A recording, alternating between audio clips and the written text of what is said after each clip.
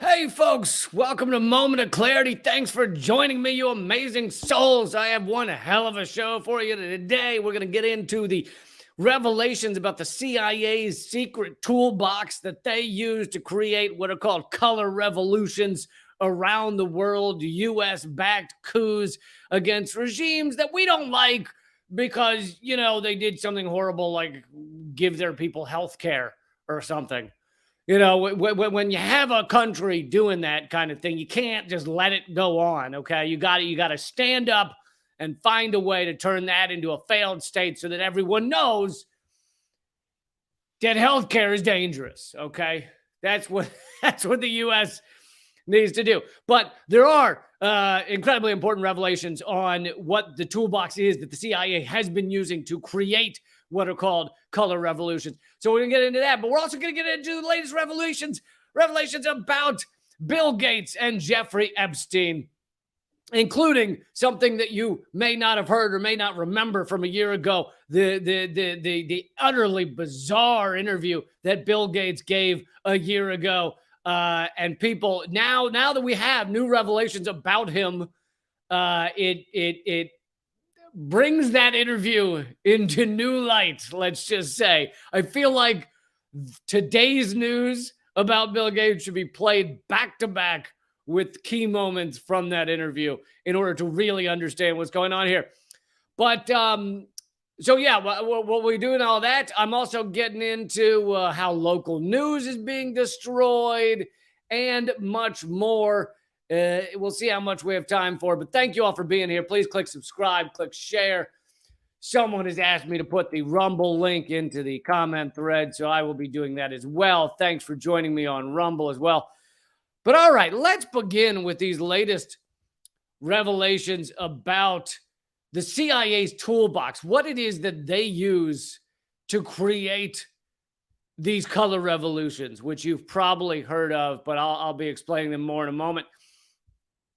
But this coming from, so this is the Orinoco Tribune, but they are quoting from a study that has come out from a couple of organizations in China. And I know you are welcome. You are certainly in your rights to go, wait a second, something came from China. It must be false, fake news.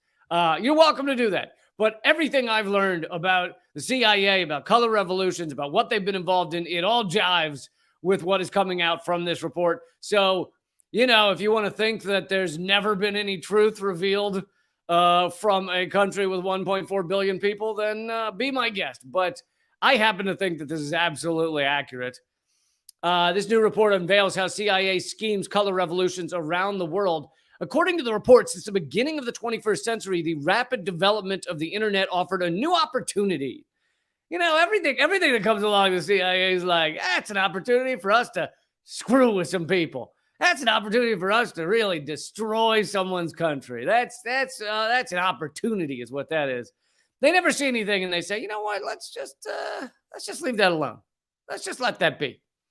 New opportunity for CIA's infiltration activities in other countries and regions. Any institutions or individuals from anywhere in the world that use U.S. digital equipment or software could be turned into the CIA's puppet agent. And this is why the U.S., part of the reason the U.S. has been working so hard over the past 20 to 30 years, 30 years, to make it so that we dominate the digital tools, the digital software around the world, so that the CIA and other U.S. entities could put backdoors into all of these various types of software and use it to their own means. The CIA has overthrown or attempted to overthrow at least 50 legitimate governments abroad. That really is a undercount, I feel, but the CIA has admitted to 7 of those 50. We'll admit to 7 out of 50 fucking the coups we've created in people's governments, causing turmoil in related countries, whether it is the color revolution in Ukraine in 2014, I believe. And the reason these are called color revolutions is because they legit have a color associated with them. I believe the U.S. backed Maidan coup in Ukraine was orange. And you may ask, why is it, what does the color have to do with anything? Well, because the CIA and other people who specialize in creating coups have realized apparently that psychologically it's a lot easier to organize people if you have a special color connected to it. So we are monkeys, and and we're like, I follow the green thing. And sure enough, in many ways, our simple brains rule out a lot of the time. So the CIA is also, ape-brained morons that they want to destroy everything. Their basic motto for the world is Hulk smash. So yeah, they're idiots in their own way, but they have discovered that it's easier to unite people. It's easier to get people to understand a revolutionary group if you have a special T-shirts that you can wear. We're in the mauve team. I want to see a mauve revolution. I want to see a. We're in the. Are you guys eggshell? It's conch. Okay, it's not eggshell. Jesus. We're not the eggshell revolution. It's conch is the color. It's burnt sienna. Okay, don't call me eggshell, asshole. Anyway, whether it's color revolutions in Ukraine 2014, the sunflower revolution in Taiwan Island that they attempted, the saffron revolution that they attempted in Myanmar in 2007. The Green Revolution that they attempted in Iran in 2009. Don't know if you guys remember that one. But with all of these, and you probably understand this by now, with all of these, it doesn't mean that the no one genuine is there. It doesn't mean there's not a seed of truth to wanting to more freedoms in these areas. It doesn't mean there's not, in Iran, the various attempting. Someone in the Robin in the chat has a good term that should be thrown around: astroturfing, fake grassroots.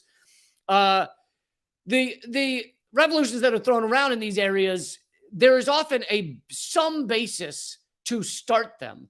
But then the U.S. throws in tons of money. We throw in our special colors. We throw in, and I'm about to get into the other tools they use, and they co-opt a revolution. So in Iran, it's like, yeah, there are complaints about the government. Absolutely.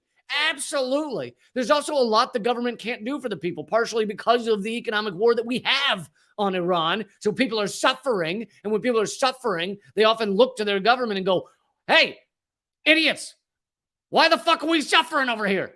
So there's a genuine aspect to that. At the same time, a lot of it is due to U.S. sanctions, U.S. economic war. So I think people need to understand it can be both. Okay. Nuance is there. Nuance is important. It can be both. We can walk and chew gum at the same time. Not really. No, we can't, because we like colors.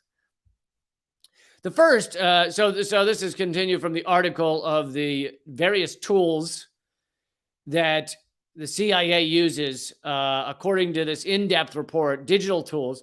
The first tool that they use is to provide encrypted network communication services in order to help protesters in some countries in the Middle East keep in touch and avoid being tracked and arrested. An American company, which reportedly has a U.S. military background, developed Tor technology, T-O-R, that can stealthily access the internet, the onion router technology. Now, many of you have probably used Tor at some point. And with several of these tools, it doesn't mean that they can't create some good. Like Tor has been used in the United States in a lot of positive ways. But the CIA and the U.S. feels that if they can largely control these various applications, have backdoors into them, they can generally stop them from being used as effectively in the United States. A lot of the encrypted stuff I'm about to talk about, they have the ability to stop its aggressive use in the United States. So they give it to other countries and say, hey, go coup your government, have fun with that. And then when we try and use it in the United States so that our stuff is encrypted, they often have backdoors into it. They often have ways to just shut it down. I mean, for example, just to give my own example, it's like in other countries, some countries don't allow YouTube, or they won't allow YouTube from other countries or things like that. Now, you can get around this with VPNs. One of these is in China, which this is a Chinese report, I believe, initially. But in China, yeah, YouTube and all the US software is largely banned. YouTube, Google, Gmail, all that. However, pretty much everyone gets around it with VPNs. Okay, so there's ways to get around it. VPNs use, but in the US, because YouTube is a US corporation, they ultimately just banned my entire YouTube page. So they didn't have to wait around to see which tool is he using to get online. They just banned the entire page. So they have their own ways to stop revolutions or revolutionary ideas or revolutionary change in the US while facilitating it in countries they want to harm. So it's not that I'm opposed to encryption. I support encryption. I support people being able to communicate. I support people being able to communicate without their government always watching them. I support all of that. But the US is using it in such a way that they're like, hey, we created the software, usually. We can then give it to people to get around their governments. And if they ever try and use it here, we'll fuck their shit up. So it's like a gun. A gun can be used in a positive way. A gun can be used in a negative way. The U.S. has tons of guns, and the U.S. ships them to the people they want to harm other people. So the servers encrypt all information that flows through them to help certain users surf the web anonymously. After the project was launched by American companies, it was immediately provided free of charge to anti-government elements in Iran, Tunisia, Egypt, and other countries and regions to ensure that those young dissidents who want to shake their own government's rule can avoid the scrutiny of the government. But they don't ship this technology, or they have ways around it in countries, often horrible countries, that the U.S. supports, like Saudi Arabia, right? So, in Ukraine. So the U.S. does not provide this technology, or provides ways around this technology to the countries that we want to support, no matter how despotic or horrific. Bolsonaro's Brazil, back when he was in power, is another example. The second method is to provide offline communication services. For example, in order to ensure that anti-government personnel in Tunisia, Egypt, and other countries can still keep in touch with the outside world when the internet is disconnected. Google and Twitter quickly launched a special service called Speak to Tweet, which allows users to dial and upload voice notes for free. But there's a key aspect to this that just goes beyond getting the tweet out there. So like in some of these revolutions or revolutionary attempts or whatever, coup attempts in these countries, the country would then shut down Twitter. They're saying that the CIA and the US government would offer ways around the shutdown of Twitter in that country.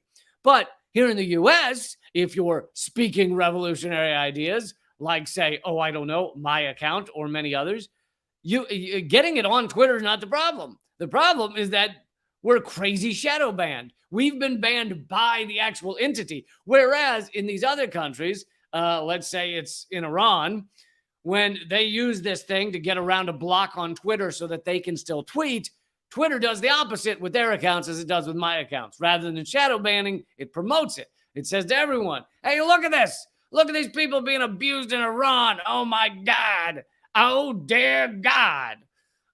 So, again, this has to do with the fact that the U.S. owns, it's kind of like owning the means of production, right? You guys know how good old Marx talked about.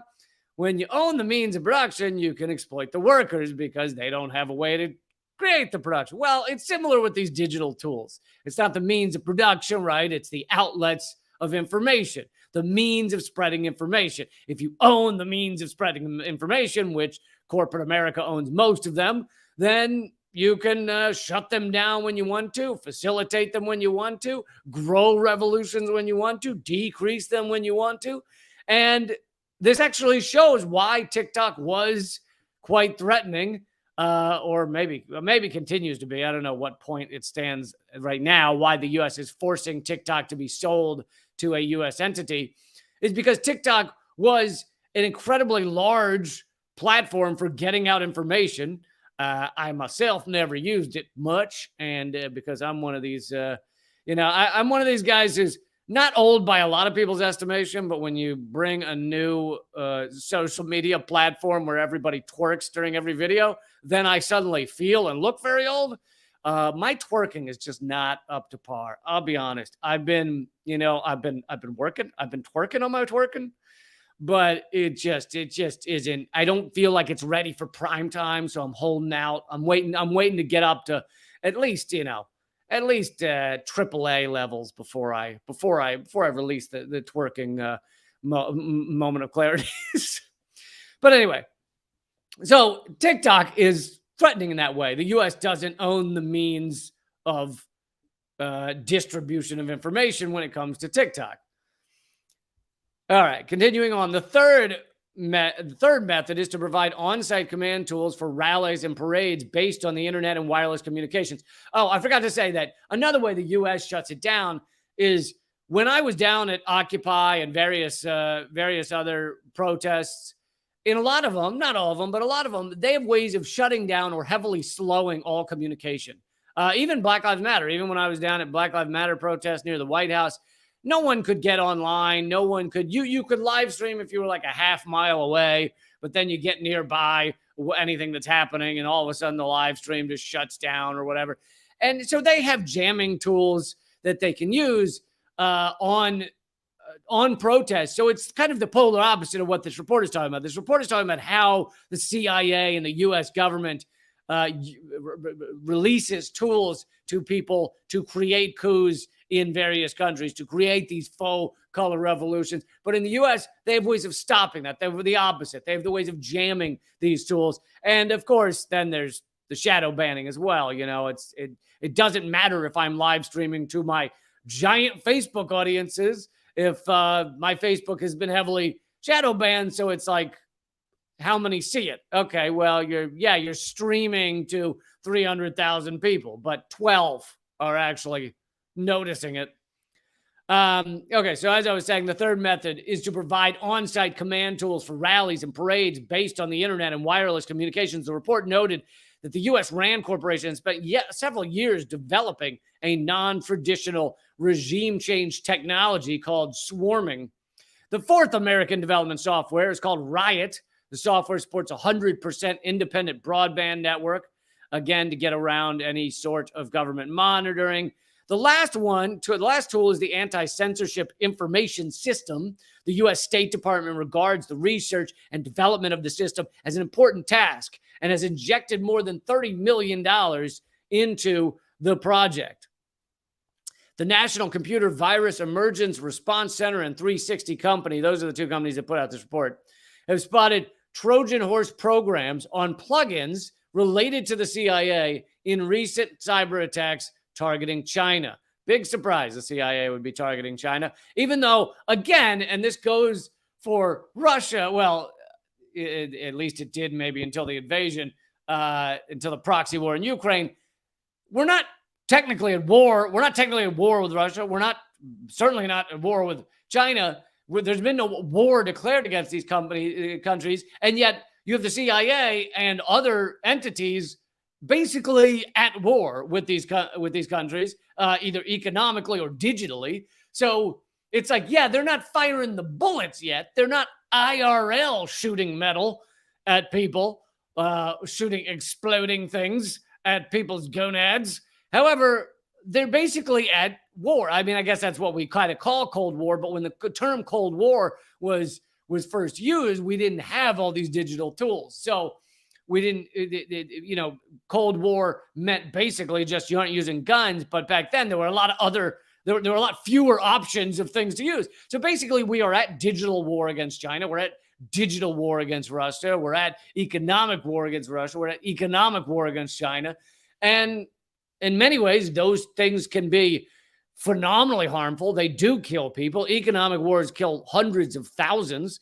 And the U.S. has 30-some countries on our list of economic war right now. Right now. Most countries have zero. Most countries in this world right now are not, they're like, yeah, well, let's not be at war against anyone. Meanwhile, the U.S. has 30 on that list. It's just, we are such belligerent assholes. It's an infinite war state of killing and death and destruction. There's no positive to the U.S. empire. There's no building. There's no growing. There's no how do we help people. All of that, if they ever talk about that, it's horseshit.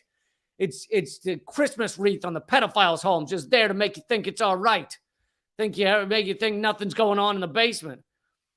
Aside from the 5 methods the CIA has used to incite unrest globally through further technical analysis, the report also identified another 9 methods used by the CIA as weapons for cyber attacks, including attack module delivery, remote control, information collection and stealing, and third-party open source tools. All right, I'm going to move on from this topic, but this shows how extreme, I mean, how thorough the digital wars are that are going on right now. And it's barely talked about. I mean, it's certainly not talked about in U.S. mainstream media. But it's just yet another way that we are actively, aggressively trying to harm the world, trying to create destruction in various ways around the world. All right, I want to get to this amazing video. And I have multiple videos to show you. All of them are going to have your jaws on the floor. But this one is from Colonel Lawrence Wilkerson, former chief of staff to Colin Powell. Now, you might have heard this guy before. I think he's had a bit of come to Jesus moment, as they call it. I don't think he was ever kind of all in for the empire, even when he was under Colin Powell. But and apparently, I think either he quit over the whole weapons of mass destruction thing, or he was voicing heavy opposition to going in front of the UN and giving the Colin Powell speech that there's weapons of mass destruction. Apparently, Colin Powell also had his qualms, but Colin Powell was no saint. Okay, if you read Colin Powell's whole history going back to Vietnam, he was a full-on stooge of the empire. So it's not like he was some saint who didn't realize the wrong he was doing. But anyway, Wilkerson has been really aggressively kind of forthright and accurate on a lot of things in recent years. And I'm sure the U.S. ruling elite really do not like this guy. But anyway,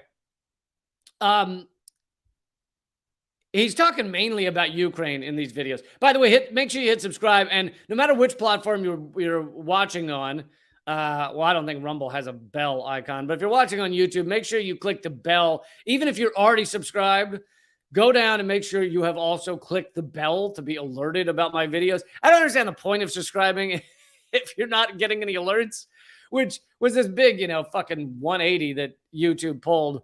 You spend years building up your subscriber base, and then they go, now we're adding a new step, and everyone you've gotten to subscribe will no longer be alerted to your videos. Anyway, so click the bell icon, and in about 20 more minutes, this will go to just rumble.com/Lee Camp. But this next story we're doing right here on all the platforms. And I'll also continue to stream at leecamp.net, which is my community, my locals page where we all hang out. We share stories. You can post your own stories, all of that at leecamp.net. But okay, so here he is. We have been. Hold on. This is Lawrence Wilkerson, Colonel Lawrence Wilkerson, former chief aide to Colin Powell, who has really turned against the empire. Anyway, and I'm going to try and play almost all of these videos. I think it's like 6 minutes of videos. I'm going to play all of them, but I'll come close because it's all really important. Warfare state since 9/11. And arguably, we've been a warfare state for longer than that. Certainly because of the Cold War, but also we did some extraneous things to the Cold War. It appears to the rest of the world now. And Ukraine is amplifying and making this far more profound. And when I say the rest of the world, I'm talking about polls that indicate 3 billion people think we're insane. They truly think we're insane. They express it in different ways. They express it. I love that. They think fully think we're insane, and they're not wrong. They're not wrong that the U.S. is fucking insane, out of our minds, psychotic, racing towards nuclear war. And when he says 3 billion people, that's not quite the 80%, because I guess 3 billion, so that's, less than half of the world. But those are the ones that think, oh, the U.S. is one poll shows the U.S. is the number one threat to peace around the world.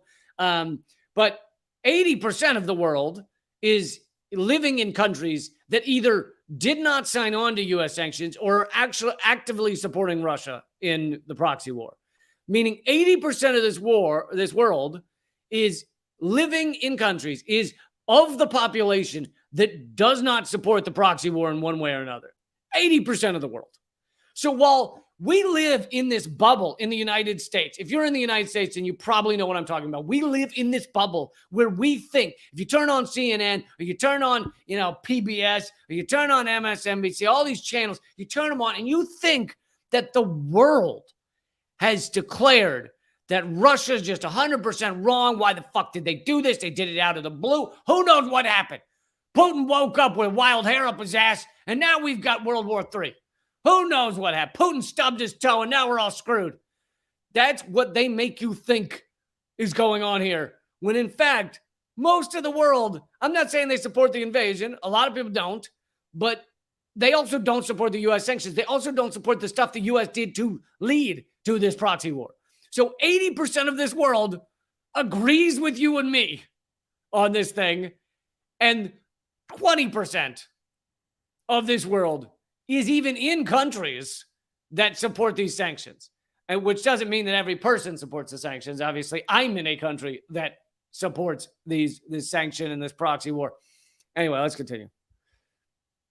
For example, by being on Putin's side, if you will, even though for them, looking at it from their distant vista, it's aggression on his part. It's crossing international borders without permission, and that's a war crime. Same way we did in Iraq. We committed a war crime in 2003 in Iraq. You could argue Article 51, self-defense under the UN Charter for Afghanistan, but you couldn't argue it for the 20 plus years we stayed in Afghanistan. So if there's a war criminal in the world of imperial posture, it's the United States of America. Yeah, absolutely.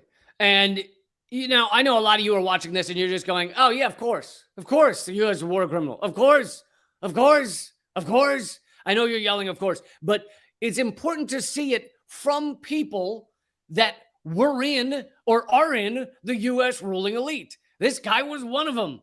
And so to see it said by those folks that are breaking ranks from the rest of the ruling elite in this country is so important.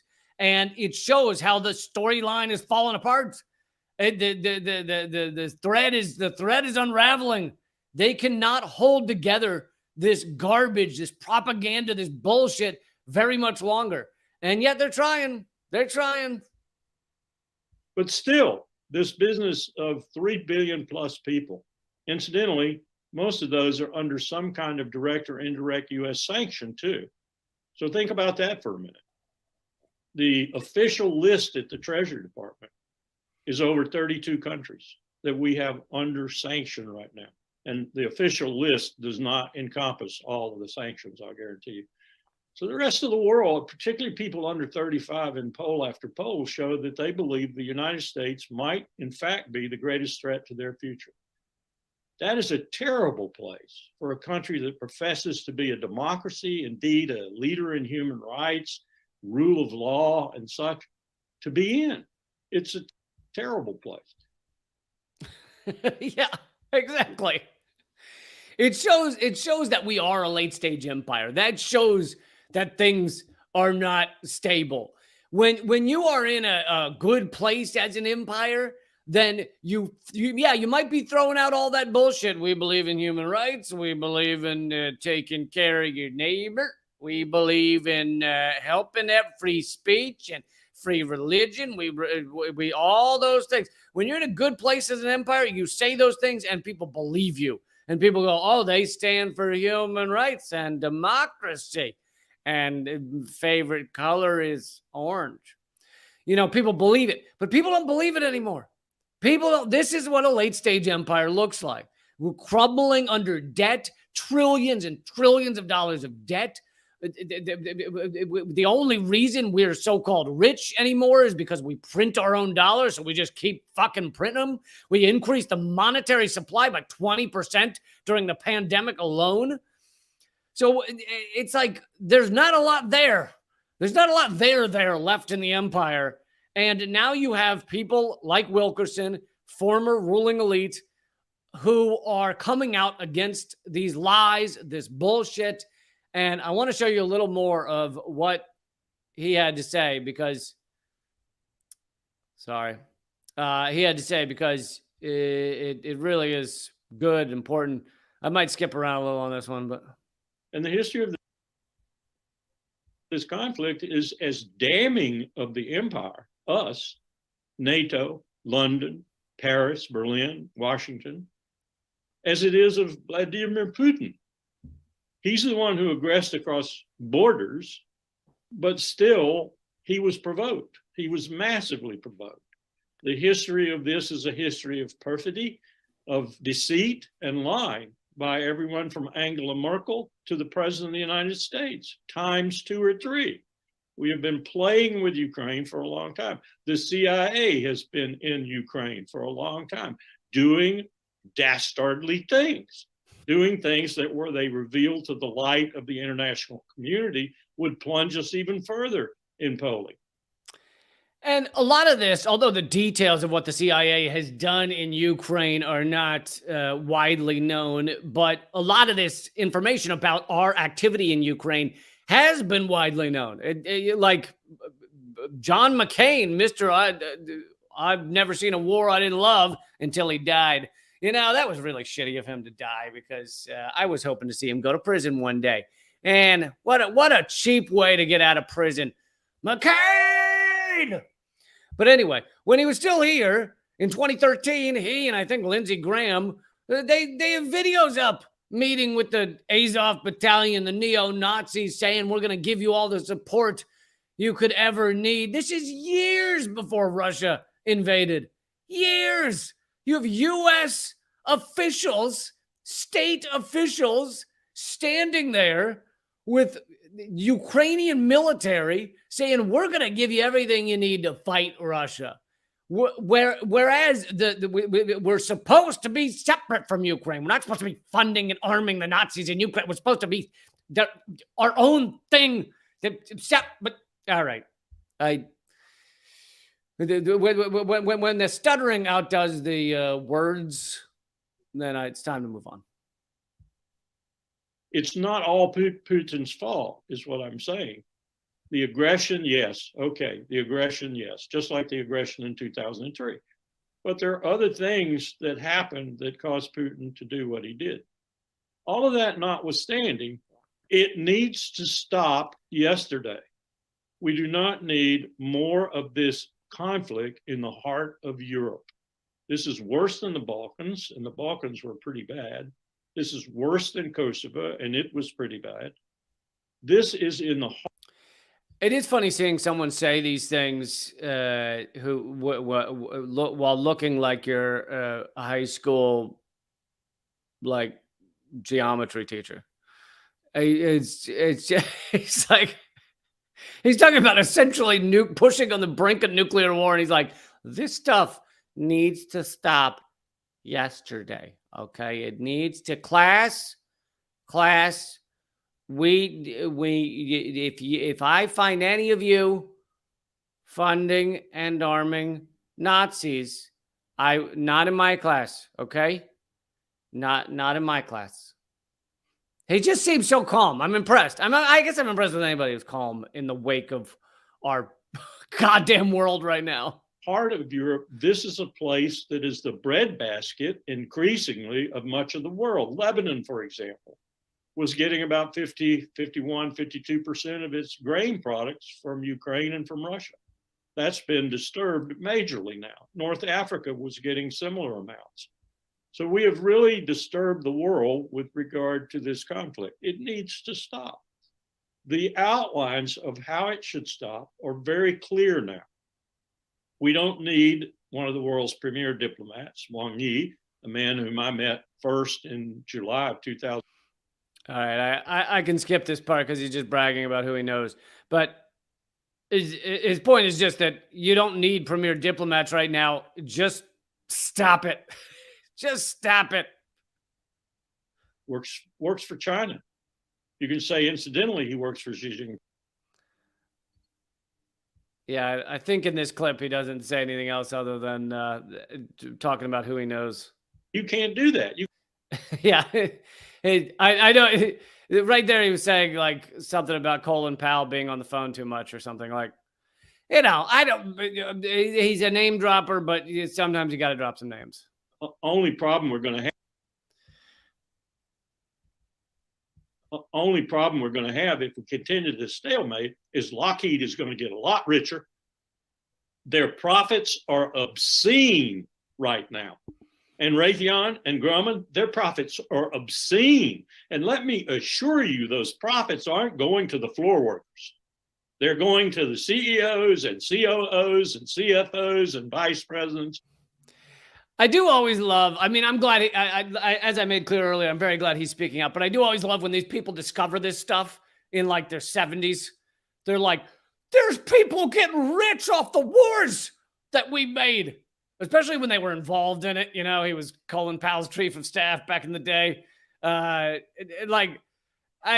always love it's like, or even Tucker Carlson. There was a video of Tucker Carlson, not on his show, like a small interview where he's like, I realized after 30 years in the media that it's not serving the people. It's like, what? How did it take you that long? How did it It's like, yeah, I feel like it took me a long time, and I woke up when I was 26. Okay? I mean, really, really woke up. I woke up that the Iraq war was insane on day one, but I still thought that the two-party system mattered. And so all that bullshit. So I woke up out of that by 26 or whatever. And it's like, how were you were in cover, you were in the room watching these idiots. And you thought, I don't think our wars done by the U.S. are helping the peoples. And I think that at least the second half of the 20 years of bombing the shit out of Afghanistan was not done for the benefit of the children. I'm always amazed. It's like, how did it take that long? But that being said, I am glad he's picking out. So I should stop criticizing the man. But what's something else I want to say, which he's about to say, and I'll let you see that. But is that first he's talking about the profits. There is obscene profits in this proxy war, right? Raytheon, Lockheed Martin, all the weapons manufacturers. The problem with that, thinking that's the cause of this proxy war, is there's a lot of left-wing leftists who seem to think that's why we're in this proxy war, is that weapons contractors make a lot of money. That's not the real reason we're in this proxy war. Sure, it's a nice benefit. The U.S. knows it always needs to be at war in order to keep, like a sixth of the economy going, or whatever amount is in these weapons and weapon contractors, et cetera, and the military, et cetera. But that's not the real cause of the proxy war in Ukraine. We could bomb islands somewhere and achieve that. It's as I've talked about a lot, it has to do with the waning power of the petrodollar, the splitting of the world's economies, and mainly trying to shut off Russia from coordinating with Europe, and to put Europe back into a vassal system beneath the United States. And sure enough, luckily, he says that as well coming up in this clip. It's obscene, the money they're making. They're beating ExxonMobil now, and that is a sin. That's a cardinal sin, all this money. And that's one of the reasons we're there. We're there because all these people are making money and we're taking no blood. They're making money and we're taking no blood. And also, we're there to reestablish our hegemony over the European Union, which was matching us in annual GDP, $22-23 trillion, and has now 740 million citizens. We don't want them to grow up and become independent of us. So we're using Ukraine to reestablish our hegemony over them. Germany is the one we're leading with, and Germany just had polls that show 62% of the German people want this conflict over now. Not only that, Germany's energy costs now, since we took out Nord Stream, Germany's energy costs are 9 to 10 times greater than they were when they were getting Russian gas. And Russian gas was far cleaner than the dirty frack gas they're now getting from the Permian Basin.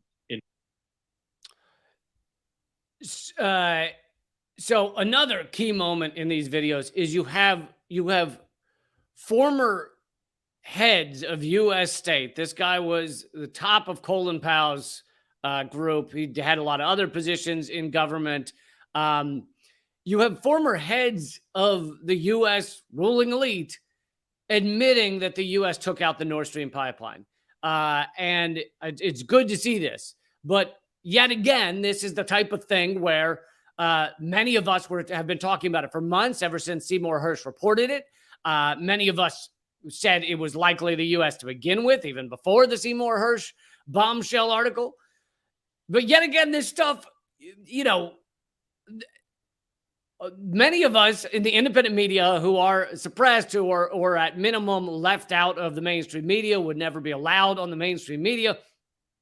Many of us say these things, and it's called crazy for several months until it's ultimately admitted.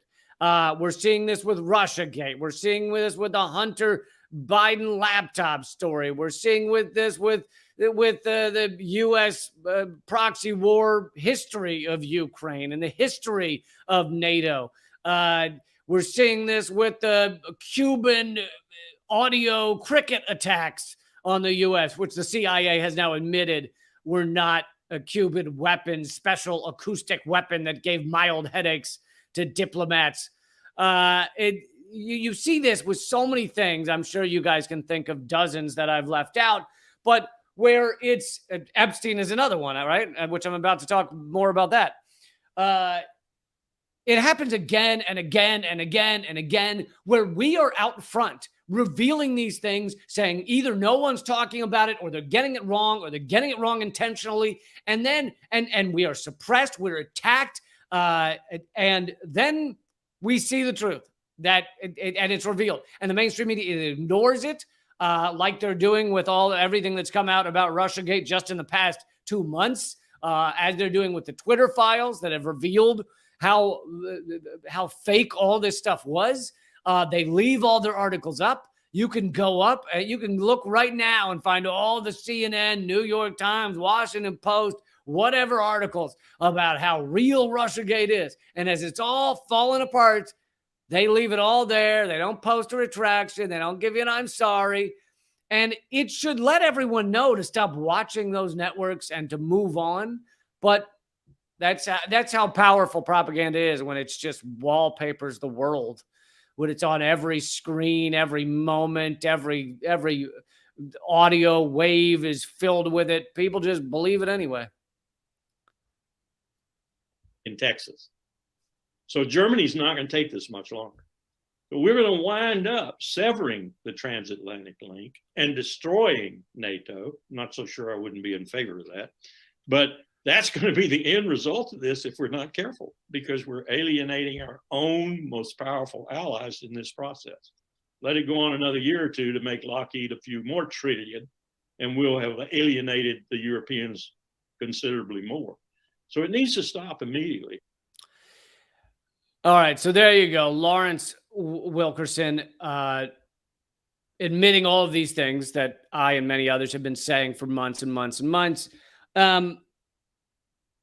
It is kind of ironic, though, that he's saying, this is harming the U.S. empire. This is severing ties between, although it has succeeded in pushing Europe back into a vassal state system beneath the United States, it also seems to be pushing towards a more severing of ties by various factions in Europe, severing of ties by, of course, China, but severing of ties by many other countries, India, Pakistan, Brazil. Slow. I don't mean they're cutting all ties, but I mean they're moving away from the petrodollar, from the U.S., which harms the U.S. empire, which is the reason people as horrific and disgusting and just Lucifer's asshole level like Kissinger have also said that this proxy war in Ukraine needs to end immediately because they realize it's harmful to the U.S. empire. Now, here's the thing. I might actually support something that decreases the power the power by the U.S. empire, the harm done by the U.S. empire. I might actually support such a thing, except that I'm anti-war. So I don't want to see all the people of Ukraine turned into either grave sites or refugees. I don't want to see that in order for me to, get what I want, the decrease in U.S. empire control. I also don't, there's immense harm in myriad ways that war causes, not just to humans, but environmentally. Also, it pushes towards nuclear war, in which case we all, I'd say suffer. I'm going, because nuclear war, I feel like when you're on fire and you're kissing your genitals goodbye, I feel like that's a bad day. I'm going to go bad day on that one. So anyway, in case you needed to hear it from someone who held a higher government position than I ever have, everything I've been saying about the Ukraine proxy war is true, continues to be true. And now we're getting it from more and more former ruling elite, for lack of a better term, former ruling class, former deep state, etc. Okay, I want to move on to this incredible story about more news about Bill Gates, Jeffrey Epstein. Some of this, portions of this, are even covered by the mainstream media. Not like wall to wall. They're not acting like it's WMD in Iraq or something, but there are articles about Bill Gates and Epstein. And so I'm going to get into all that right now at rumble.com/Lee Camp. It is free to watch over there. I'll give you the link one more time if you're not watching it. If you are watching it, everything stays exactly the same. You can also watch at leecamp.net, my locals page. That will stay exactly the same. But I have to show you this. I also have to show you snippets of an interview Bill Gates gave over a year ago that is honestly jaw-dropping. So please join me over at rumble.com/Lee Camp. By the way, if you join up at leecamp.net, you will get my new ebook, Dangerous Ideas, for free if you become a member at leecamp.net. Dangerous Ideas, my new book, my new ebook. And the only way to get it doesn't exist anywhere except if you become a member at leecamp.net. Okay, so here's the news. But I'm going to reveal more than just this. So here's the news that has been a little bit even reported in the mainstream media.